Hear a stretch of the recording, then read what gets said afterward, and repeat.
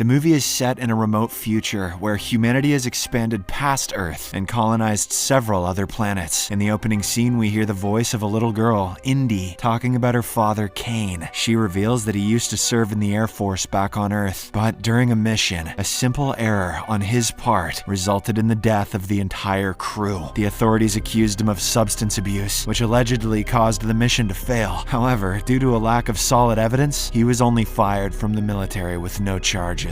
Kane still felt responsible for what happened and fell into a deep depression. He became an alcoholic, which ultimately ruined his marriage as well. After some time, he got a job at a terraforming company called Exor and moved to a new planet, Osiris. He now works as the head of infrastructure planning and manages a spaceship called Flotilla. We also get to know that Exor is on a mission to make this new planet habitable, and they are exploiting its raw materials. To do the hard labor, they have brought convicts from Earth who are charged with heinous crimes. At the moment, Indi has arrived from Earth to spend some time with her father. As Kane shows her around the planet, she abruptly asks why he left Earth. Dad responds that he's on a mission to create new humanity and make history. However, Indi is not impressed and says her mom thinks he's just running away from his problems. Kane is upset to hear this, but he doesn't respond at the moment. He simply continues showing her around and later teaches her how to shoot. Your mom's wrong, honey. Here's a gun. They also check out some new military bunkers built by Exor. After some time, Kane drops Indi off at the capital city in the care of a babysitter. This is because he needs to return to the flotilla, and kids aren't allowed there. Kane promises that he'll be back in a week and assures her that she can contact him anytime. In the evening, we see some monstrous creatures roaring and running through the fields of Osiris. At the same time, we hear a prison guard reporting that some creatures have breached the facility and are killing everyone. The next morning, Kane wakes up in his room on the flotilla and his AI assistant plays several messages for him. He ignores his wife's and co-workers' messages, but when it comes to Indi's, he promptly listens to it. Kane learns that she wants to visit a nearby landmark, but before he can give his permission, the message suddenly cuts off. He asks the AI what's wrong, and it reveals that there's currently a communications jam on Osiris. On another part of the flotilla, we see a woman named Lombrok, who is the head of Exor. She summons Colonel Michael, and they discuss the escape of convicts from prison last night. Michael insists that they must tell the truth to everyone and save the people from the beasts. However, Lombrok refuses, stating that it all happened because of their mistakes. She explains that she can't disclose the truth, or else they will be accused of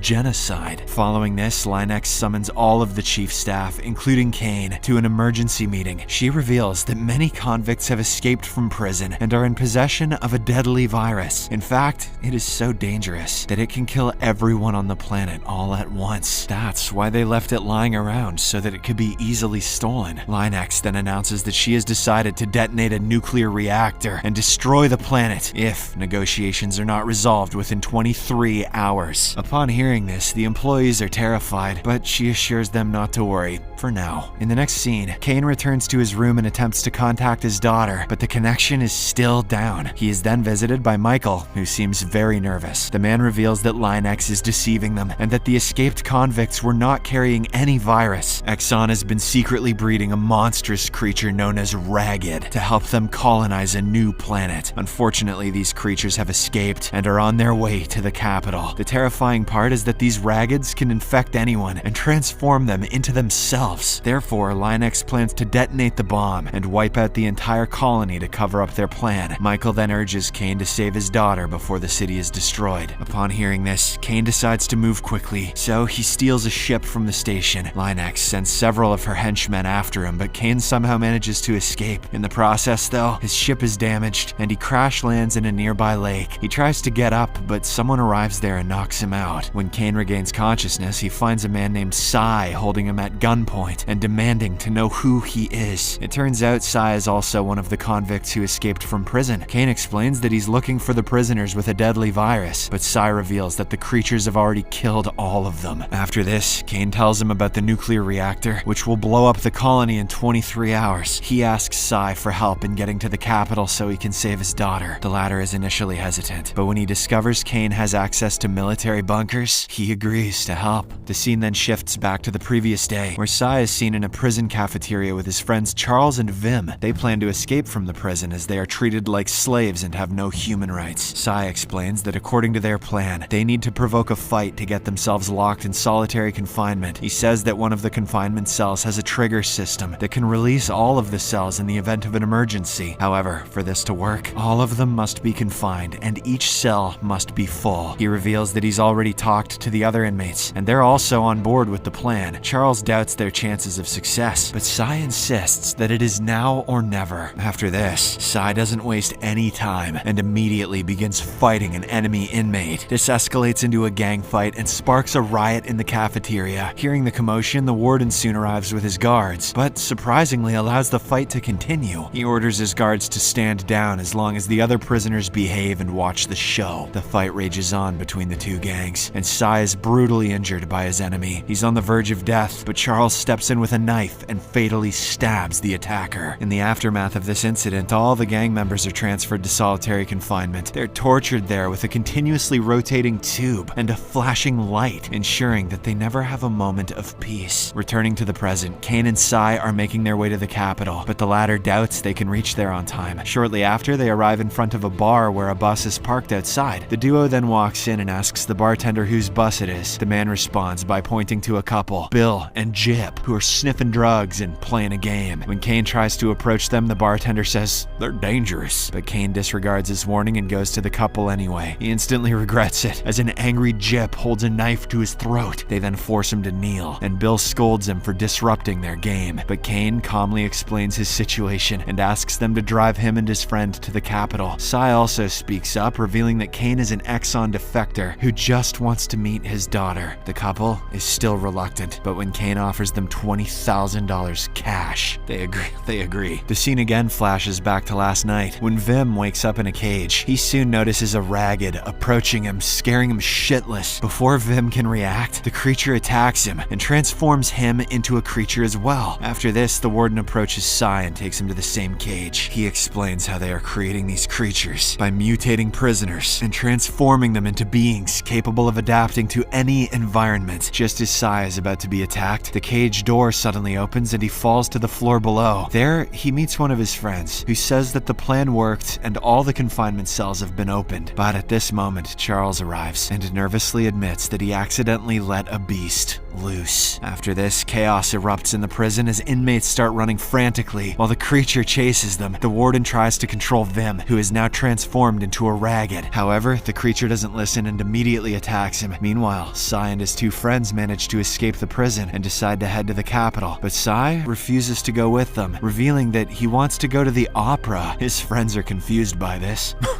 Fucking serious, man? But they respect his decision and leave. Returning to the present, the junkie couple takes Sci and Kane to a weapons shop. The two shop owners seem very scared and demand a large sum of money for a few guns. To their surprise, Kane doesn't even negotiate and pays them $30,000. After the group departs, the shop owners are overjoyed with the money and begin to dance. But just a few moments later, they hear some unusual noises in the distance. When they look outside, they notice a large number of ragged in front of their house. The two immediately begin shooting at them and even manage to kill some of them. However, they soon run out of bullets and are brutally murdered. Elsewhere, we see Kane and his group on the bus. He informs the junkie couple about the bomb and promises to help them get into the bunker after they find his daughter. After driving for a few more hours, the group finally arrives at the city, which is in a state of chaos. People are fleeing in panic, and the ragged are attacking them. Kane's group somehow manages to dodge the creatures and reaches the building where Indi is staying. After this, Jip and Bill stay behind to fight the monsters, while Sci and Kane head inside the building. They carefully make their way upstairs, where Kane discovers his daughter's babysitter lying dead on the floor. The sight terrifies him, and he begins screaming like a little girl. But moments later, Indi emerges from a closet, completely unharmed. You sound like a little bitch, Daddy. The two then hug each other in relief, and Kane introduces her to Sci, explaining that he's a good man who is helping them. Outside, the couple does their best to hold off the raggeds, but Bill is unfortunately attacked by one. Jip then drags him inside and tries to find first aid, but Bill realizes he's going to die soon. He then pulls his lover close, and they share a final kiss before he passes away. Elsewhere, Sci, Kane, and Indi try to leave the building but encounter a ragged blocking their path, forcing them to retreat. They then head to the roof and immediately jump onto the bus. The trio pleads with Jip to open the hatch, and she does so in the nick of time. Meanwhile, at Flotilla, Linex gets a report that a bus is heading towards the bunker. This infuriates her greatly, so she orders her henchmen to stop them. On the other hand, the group panics when a fighter jet suddenly flies overhead and opens fire on them. Since they cannot fight back, they simply lie on the bus's floor and try to protect themselves. The jet continues the onslaught for several more minutes before eventually returning to the flotilla. At this time, the group also arrives near the bunker, but Sci is shocked when he learns that both Jip and Kane have been killed. Indi freaks out at the sight and begins to scream, but Sci quickly carries her away. They then run through a long cave and finally reach the first door of the shelter, where Indi inputs the code. The duo slowly gets inside and proceeds to descend a ladder, but Sci is attacked by a ragged and becomes infected. Despite this, the two manage to get into the shelter just as the bomb detonates. Sci is relieved that the little girl is now safe, but he knows he'll soon transform into a ragged. He asks her for a sharp tool so he can sign out. However, Indi refuses and begs him not to leave her alone. She says that she has no one left and that he must take care of her. While his body begins to mutate, she stays by his side and continues to talk to him. The scene then flashes back to 2 years ago on Earth, where we see Sci working as a nurse. One day, he is shocked to see an emergency patient brought in after a traffic accident. He is informed that a woman and her daughter were hit by a drunk driver. Unfortunately, the daughter died immediately, and the woman is in critical condition. As Sci prepares for surgery, he's horrified to discover that the woman is none other than his own wife. He screams in horror and begs her to stay with him, but she soon passes away. Overcome with emotions and anger, Sci approaches the drunk driver and chokes him to death. This is the reason why he was arrested and eventually taken to Osiris as a convict. In the next scene, a year has passed since the nuclear detonation incident. One morning, Exxon employees detect a distress signal in a cave near the bunker and send 2 investigators there. We also notice that due to the reactor explosion, Osiris has become an uninhabitable planet where people can't survive without spacesuits. While the investigators are checking out the site, Sci, now transformed into a ragged, shows up. He wastes no time and kills the male investigator right away. Moments later, Indi also appears and questions the female about what's going on in Exxon. The terrified woman reveals that Flotilla is returning to Earth and has blamed everything on the prisoners, claiming they spread the virus. Upon hearing this, Indi threatens the woman, saying that if she wants to live, she must let them board the spaceship undetected. With no other options, the woman agrees and discreetly leads them to the flotilla. The movie then ends with Indi and Sci holding hands, excited to return home